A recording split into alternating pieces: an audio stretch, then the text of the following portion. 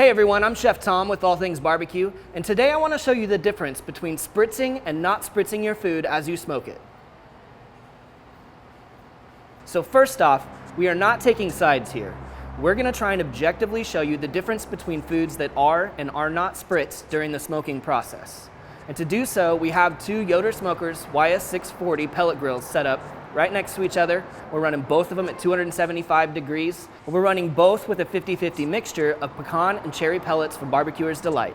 So everything is identical. The only thing that will change is the cooking process itself. So to conduct our little experiment here, I have two racks of St. Louis cut spare ribs, and they're both rubbed down with Plowboy's Barbecue Yardbird Rub, one of our go-tos for pork and chicken, and they'll go on the pit at the exact same time. We trim these racks as equally as possible, but there is about a 2-ounce difference. However, that won't drastically affect the cook time. On the left pit, we'll place our ribs that we're going to spritz, and on the right, we'll put the ribs that we're going to leave alone the whole cook. We've given our ribs about 45 minutes to get started. We're going to go ahead and do our first spritz now.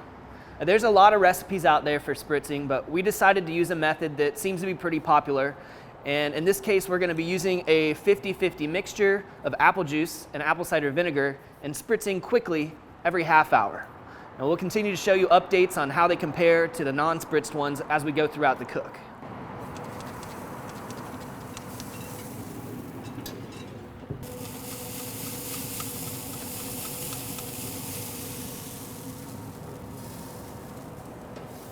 We're coming up on about 3.5 hours on this smoke now. We're gonna spritz for the 5th time our ribs that we are spritzing.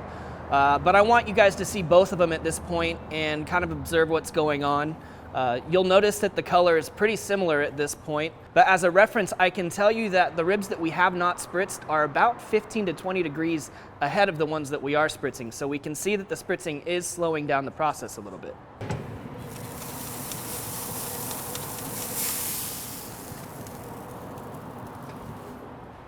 We're coming up on 5 hours into this smoke and our dry ribs are done. We're gonna spritz the other ribs one more time and bring those dry ribs over so you can see what they look like.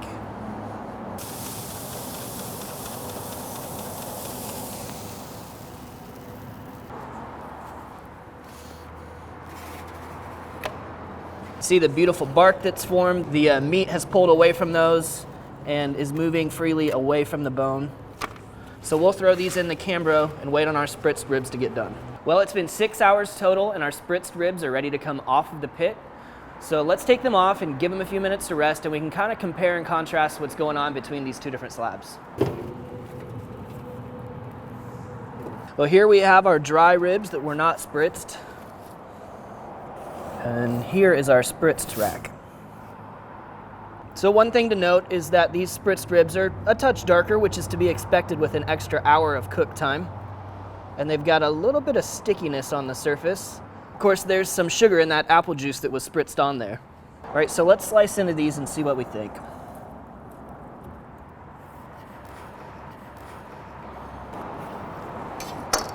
All right, this is the unspritzed one. Still plenty juicy after resting for an hour.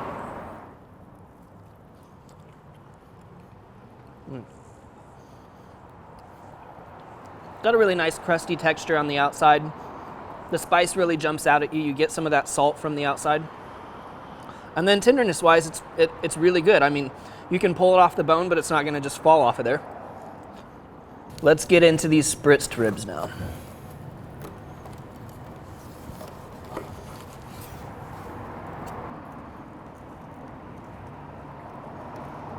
Also has a nice crusty texture on the outside.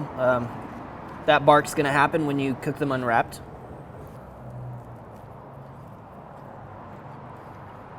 Well, the texture is nice, really. I would say the difference on the outside is the spritz has really masked the spiciness of the rub. So none of those flavors are popping out at me. It's a lot more muted. As far as the flavor of the spritz itself, I'm really not picking up on any apple. I don't get any vinegar bite from it. I think that it's helped baste it a little bit, probably. The texture differs slightly, not as crusty, but still has a good bite to the outside.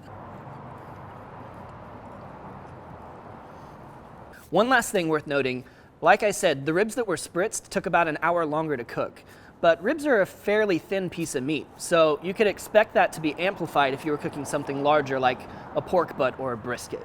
Thanks so much for watching. If you have any questions or comments, or there's any other tips or techniques or experiments you'd like to see me do, let me know in the comment section down below. For more recipes, tips, and techniques, head over to thesauce.atbbq.com. All things barbecue, where barbecue legends are made.